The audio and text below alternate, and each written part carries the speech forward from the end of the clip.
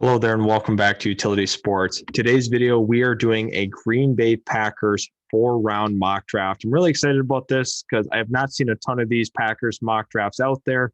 So I'm going to go ahead and click start draft for the Green Bay Packers. A couple of interesting things that they need right now. Obviously, I think that they do need a tackle. Obviously, with the Bakhtiari injury, you can't really go into the season with how it's currently standing for them. So you're going to have to look to address the tackle spot. Possibly interior or the inside linebacker could make a lot of sense for the Packers.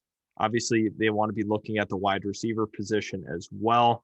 So let's kind of see what we do have on the board for the Green Bay Packers. I'm going to go to wide receiver to start. Elijah Moore, Kadarius Toney, Terrace Marshall, all guys that do make sense for the Green Bay Packers with that selection. Offensive tackle, Samuel Cosmi, Liam Eichenberg, Dylan Radins. I think, once again, all very good options at this point. And I can actually just pull up the all category and see what we are working with. Couple of interesting players. Joe Tryon has been a big riser. This is more built off of traits rather than actual production for Joe Tryon. Kind of looking as a whole, I think wide receiver makes a lot of sense. I also think tackle makes some sense too. Obviously, Billy Turner's having to have those tackle responsibilities. You need to have another guy ready to go. I think Samuel Cosmi probably makes the most sense. It's tough because Kadarius Toney, big time playmaker. I would love to see him work out of the slot as well. I think Kadarius Toney is really tough to pass on for this Green Bay offense. Just adds a different element to what we've seen with the Green Bay offense thus far. Him and Aaron Rodgers working together, that could be a deadly tandem. We're going to really help out this wide receiver room. Kadarius Toney is going to be the selection from the University of Florida. Works a lot over the middle, super electric, and he definitely can evade tackles with the best of them. He's one of the best forced missed tackles of all wide receivers in this entire class. I love Kadarius Toney. I love his game. I do think he is worthy of a first round selection. And now we're sitting at pick 62 with this Green Bay team. Let's kind of see once again what is on the board for the Green Bay Packers. Gregory Rousseau still remains here. Interior defensive line, I'm kind of curious to see what we have. Milton Williams, I'm not super pumped about what we have.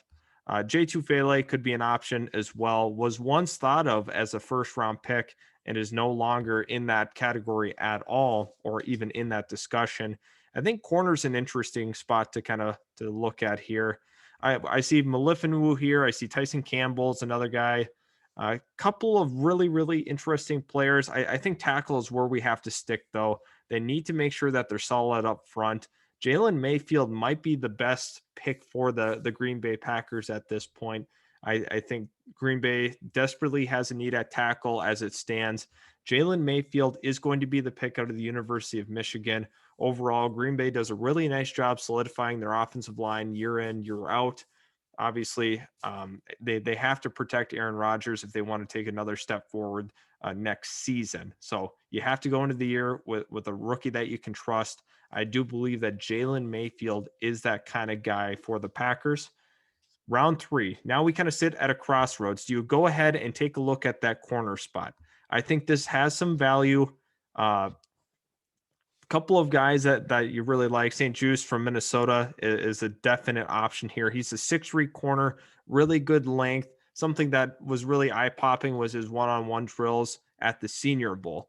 Really dominated, and I think he was the best corner there at that time. In my opinion, from what I've seen from all of the one-on-one drills, he definitely makes the most sense, can play that outside corner spot opposite of Jair Alexander. I think he's a tremendous fit into this defense. Definitely can be a true man guy.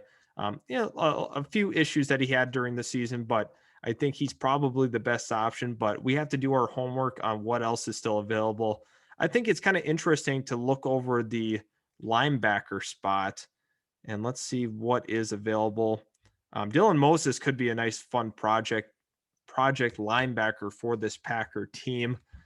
Cameron McGrone could be an option as well. Snowden's another guy that could be interesting. Monty Rice, Another guy I could see fitting into this Green Bay defense. Dylan Moses is a fun project linebacker, was a former five-star linebacker at the University of Alabama, was once thought to be a first-round pick last year for sure, obviously had the injury.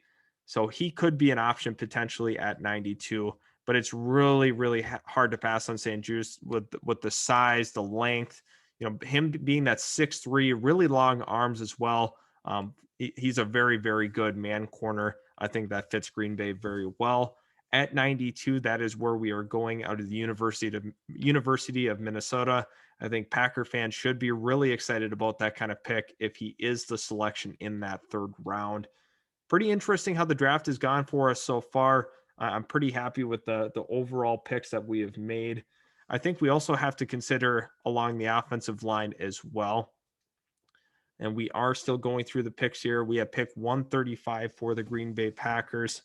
And let's see what we have available to us. Trey Brown out of Oklahoma had some troubles at the Senior Bowl. Could be a potentially interesting pick. Not for Green Bay necessarily, but as a whole, for another team, he would make some sense. Let's take a look what is on the board. Kylan Hill. David Moore could be potentially interesting. We need to find a potential center replacement because right now, as it stands, Lucas Patrick, I believe, would be the starting center moving into the season. Obviously, losing Corey Linsley, really, really tough for the Packers. So you have to potentially look at, getting some help on the interior of that offensive line. David Moore from Grambling could be an option. Trey Hill's another guy that also could make some sense for Green Bay. Let's look at the linebacker spot, shall we? Dylan Moses is still available. So this is kind of where we're at the crossroads. I mean, do you want to take the chance on a guy that was thought to be a first-round pick, had some definite struggles at the University of Alabama, a little slow at processing, but he does offer some athletic upside, in my opinion. Dylan Moses could make some sense. So linebacker is a definite need here. We're going to look on the interior of that defensive line. Not anything super compelling to me. So I think we're going to kind of stay in the realm of what we were talking about. I'm going to go ahead and take a look at all once again, see if there's any other guys that could be potentially interesting. I think a rotational pass rusher in Patrick Jones makes some sense for the Packers. However, I think they should take a chance on a guy like Dylan Moses. So we are going to go ahead and select Moses with pick 135. We do have another selection coming up here at 142.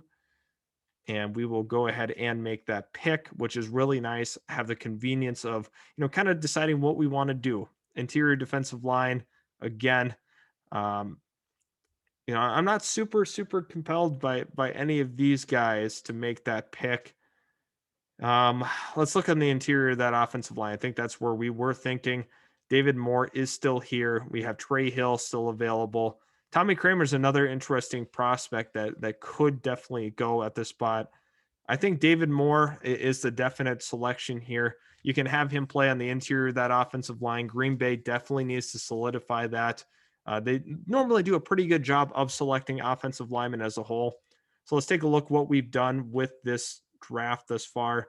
Kadarius Toney in the first round at pick 29, dynamic playmaker for Aaron Rodgers. Jalen Mayfield at that tackle spot is really going to help in the absence of David Bakhtiari. Benjamin St-Juste from Minnesota, another lengthy corner that could really fit into that Green Bay defense. Dylan Moses, high upside linebacker, has some things with processing that he's got to figure out. But at 135, that's really, really good value. And then finally, to round out the fourth round, we went with David Moore. So if you do enjoy these mock draft videos, let me know in the comment section below. Also, leave a like if you do enjoy everything that you've seen thus far in the video. I really do appreciate your support. Also, don't forget to subscribe as you don't want to miss out on any of the draft content. And we will see you guys in the next video.